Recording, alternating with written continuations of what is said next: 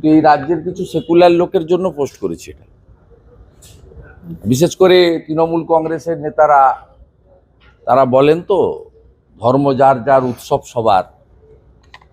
শুধু হিন্দু ধর্মের নাম লেখানোর জন্য এবং ধর্ম পরিবর্তন না করার জন্য অনুপ বড়ুয়াকে তার ছাত্ররা হিন্দু হওয়ার জন্যই তাকে যেভাবে শারীরিক নিগ্রহ করে, বল প্রয়োগ করে, পদত্যাগ করে স্কুল থেকে বের করে দিচ্ছে, সেটা পোস্ট করেছি জানানোর জন্য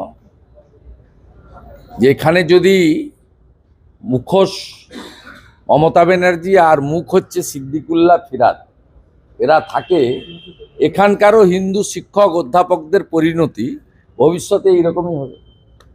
শুভেন্দুদা, পাক অকুপাইড কাশ্মীরে গিয়ে আল হাফিজ তার নেতা সেখানে গিয়ে ক্যানিং থেকে তিনি অ্যারেস্ট হলেন। বাংলা নিয়ে আপনারা বারবার সরব হয়েছেন কারণ এখানকার ডেমোগ্রাফি চেঞ্জ করা হচ্ছে।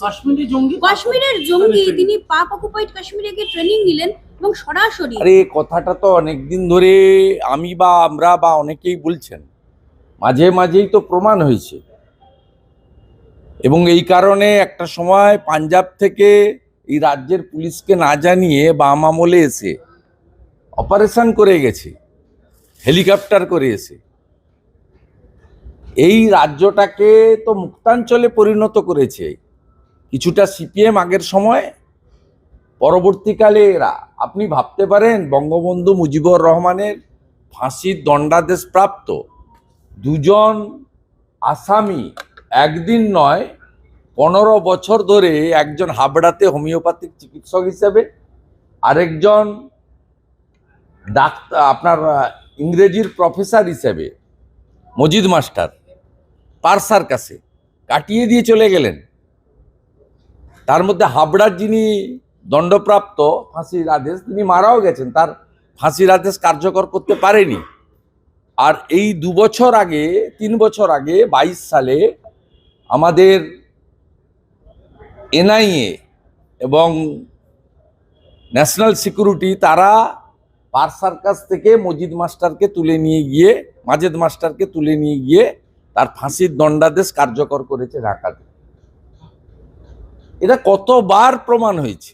এই রাজ্যে যে সরকার আছে, এই সরকার ভোট ব্যাংকের জন্য, তুষ্টিকরণের জন্য, হাই অ্যাপেজমেন্ট পলিটিক্স করার জন্য এখানে জঙ্গিদেরকে মদত করছে এবং রাজ্যসভায় পাঠায় সিমিল লোককে।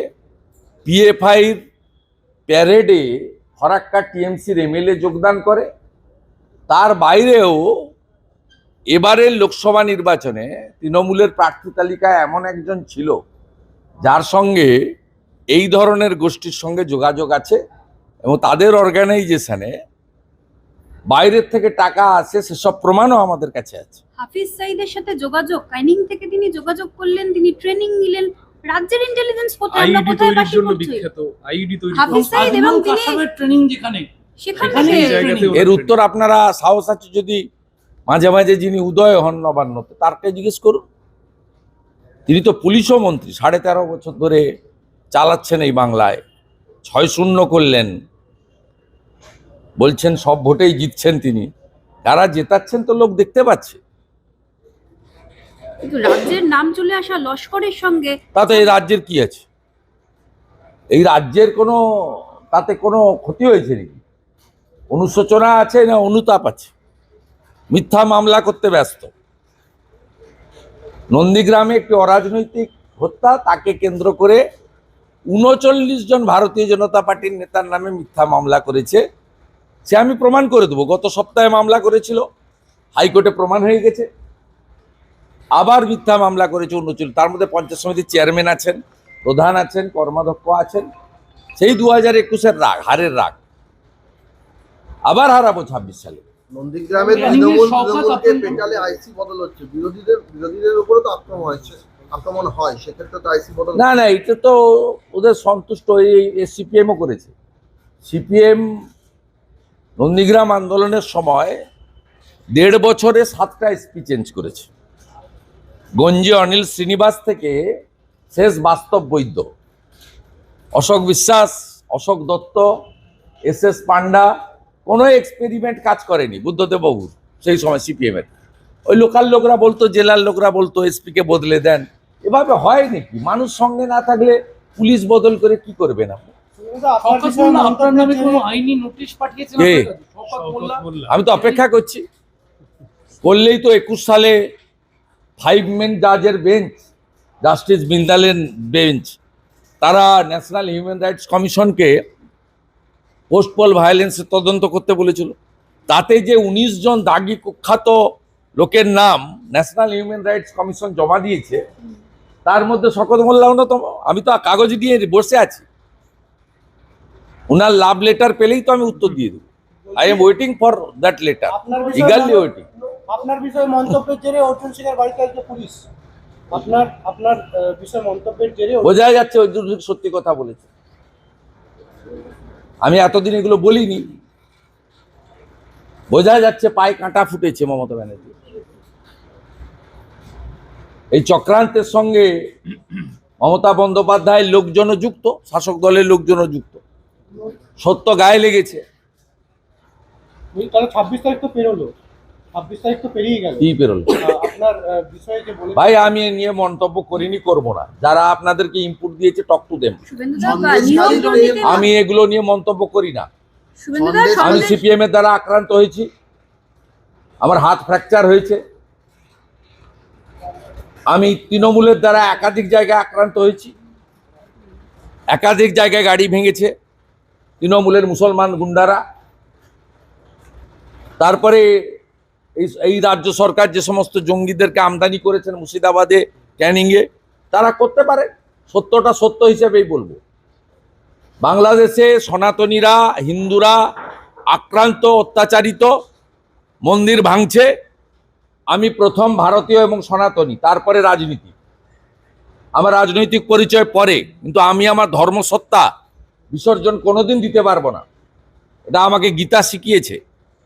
স্বাভাবিকভাবে আমি বাংলাদেশে হিন্দুদের উপর জিহাদি জঙ্গিদের, মৌলবাদীদের আক্রমণ নিয়ে গতকাল বলেছি, আজও বলেছি, আগামীকাল বলবো। তাতে যদি কোনো জঙ্গি কিছু বলে করে, তা আমার কিছু যায় আসবে না। একজন সন্ত তো জেলে কাটাচ্ছেন, তিনি বৈষ্ণব ধর্মে দীক্ষিত, তার খাওয়া দাওয়া সবটাই অত্যন্ত নিয়ম মেনে নিজেকে রান্না করে খেতে হয়। তিনি তো একটা কষ্ট করছেন, সেই কষ্ট তো আমরা করছি না। আমরা তো রাত্রে গিয়ে ভালো জায়গায় ঘুমাচ্ছি, আমাদের তো 3 বেলা খাওয়ার জুটে যাচ্ছে, গাড়িতে চড়ছি। চিন্ময় কৃষ্ণ প্রভু যদি এই কষ্টটা করতে পারে, আমরা আপনারা পারবো কেন? শুভেন্দুদা বাংলাদেশের অতএব নারায়ণগঞ্জে, এগুলো ভয় নিয়ে করে না। বাংলাদেশের হোস্টেল নারায়ণগঞ্জের থেকে একটা অভিষেক ব্যানার্জির নাম করে যে কোন? তোলাবাজির অভিযোগ উঠে এলো, ওর গোটা ফ্যামিলিটাই চোর, রঞ্জনদের নাম জড়ানো হচ্ছে। গোটা ফ্যামিলিটাই চোর। ফারাক্কাতে মুখ্যমন্ত্রী দাদা অজিত ব্যানার্জির নাম করে একজন টাকা তুলেছিল, এফআইআর করতে গেছিল, নেয়নি। পরে মেল করে এফআইআর পাঠিয়েছে, আমার কাছে কপি আছে। বিজেপি বিধায়কের নাম জড়াচ্ছে, নিখিল এটা লার্জার রঞ্জন দে কনস্পিরেসি বলে মনে নামে করেন? নিখিল রঞ্জন দে, কোচবিহারের নিখিল রঞ্জন দে উত্তর দিতে পারবে, আমি পারবো না। পায়ের শুভেন্দুদা, তলার মাটি নারায়ণ- নিখিল দা অত্যন্ত সজ্জন লোক। কোথায় কে ব্যক্তিগতভাবে গেছে, লিখে দিয়েছে না লিখে দিয়েছে, সইটা জেনুইন কিনা, লিখেছেন কিনা, নিখিল দা বলতে পারবে। নিখিল দা অত্যন্ত সজ্জন ব্যক্তি, বাংলাদেশের নারায়ণগঞ্জে, সরল মানুষ।